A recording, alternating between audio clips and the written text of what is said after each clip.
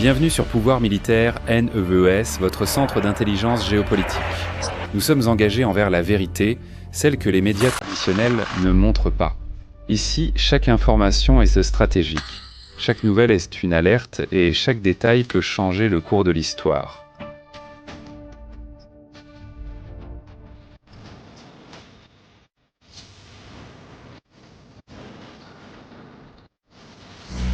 Jusqu'où Vladimir Poutine ira-t-il dans son offensive contre Prokhorovsk? Velitsa et Pobedeura.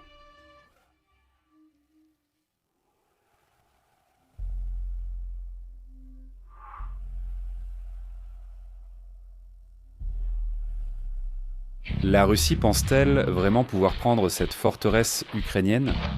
Combien de soldats devront encore mourir pour chaque mètre gagné?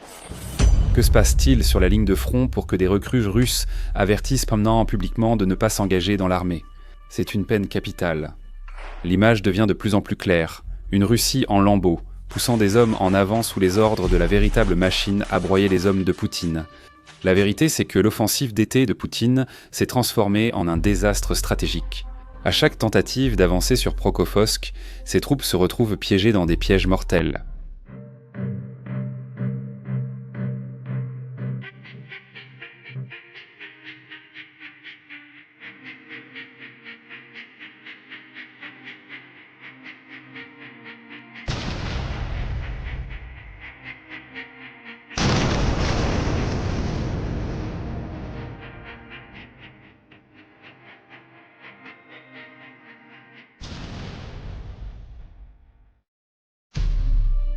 Les territoires conquis en une journée sont repris par les Ukrainiens le lendemain et chaque village se transforme en un cimetière improvisé de soldats russes. Selon la Euromaidan Press, le 27 septembre, la situation est devenue si critique que la Russie perd jusqu'à 20 soldats pour chaque mètre conquis. Ce chiffre est alarmant. 1 mètre équivaut à 33 pieds, moins que 2 soldats alignés. Et pourtant, traverser cette distance est devenu une mission presque suicidaire. Le désespoir pousse les soldats survivants à utiliser les réseaux sociaux pour alerter les nouvelles recrues. Dans des vidéos improvisées, ils disent « Ne tombez pas dans les pièges psychologiques, ce n'est pas notre guerre ». Ce sentiment est compréhensible, les ordres de Moscou ne laissent aucune alternative. Poutine exige que ses troupes avancent, même en sachant que des milliers seront envoyés à une mort certaine. Myrnarad est devenu le symbole le plus évident de cette impasse. Pendant des semaines, la Russie tente d'attaquer la ville, pensant qu'elle ouvrirait un nouvel accès à Prokhorovsk, mais la stratégie échoue à chaque fois. Des blindés ont été détruits avant même d'atteindre les premières colonnes russes, et ce qui restait, c'était des soldats d'infanterie avançant à pied contre le mur invisible. Un mur formé par des drones.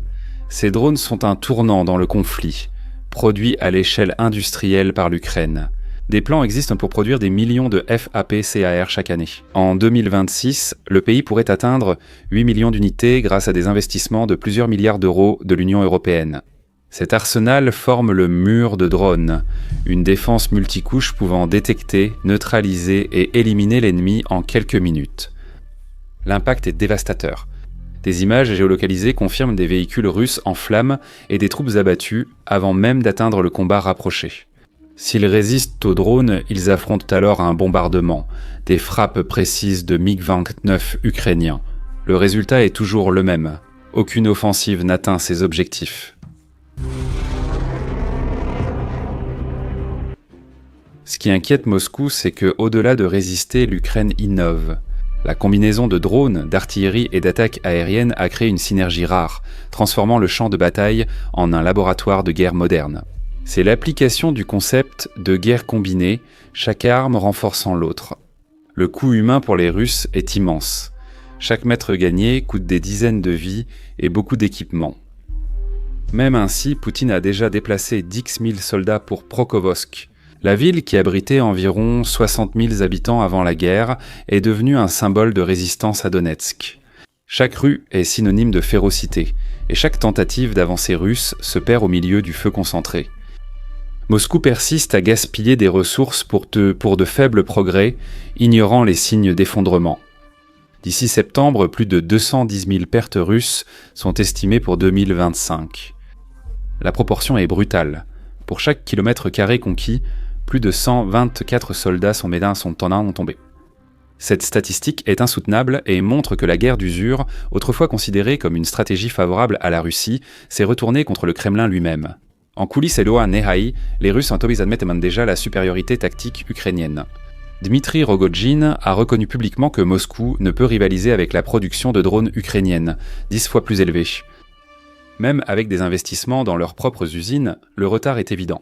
En pratique, cela veut dire que toute nouvelle offensive russe échouera d'emblée. Cette impasse évoque la Première Guerre mondiale, avec des offensives statiques sanglantes et de lourdes pertes, sans réel progrès. Mais ici, les tranchées ont été remplacées par des essaims de drones, plus d'essaims de drones que de barbelés sur le terrain. Le célèbre général Hiver, autrefois un atout. Moscou paraît désormais agir contre lui, donnant à l'Ukraine plus de temps pour renforcer ses défenses. Face à ce scénario, la question inévitable est de savoir jusqu'à quand la Russie pourra maintenir ce rythme. Si chaque méthode exige le sacrifice de 20 vies, combien de temps faudra-t-il avant que l'armée elle-même ne s'effondre ? Pokrovski pourrait devenir non seulement une ville de plus sur le front, mais aussi le symbole de l'échec de l'offensive de Poutine. Finalement, la réponse est sur le champ de bataille. Chaque jour montre que la guerre d'usure épuise non seulement l'Ukraine, mais risque aussi de briser la force militaire russe. Pokrovski, au-delà d'un enjeu stratégique, est déjà un symbole historique et pourrait être vu comme le tournant de la guerre. Abonnez-vous à la chaîne, laissez un j'aime et dites-moi en commentaire ce que vous pensez de l'offensive de Poutine. 20 pertes au mètre carré, c'est énorme. Jusqu'où pourra-t-il tenir ce rythme ? À la prochaine vidéo, grosse accolade.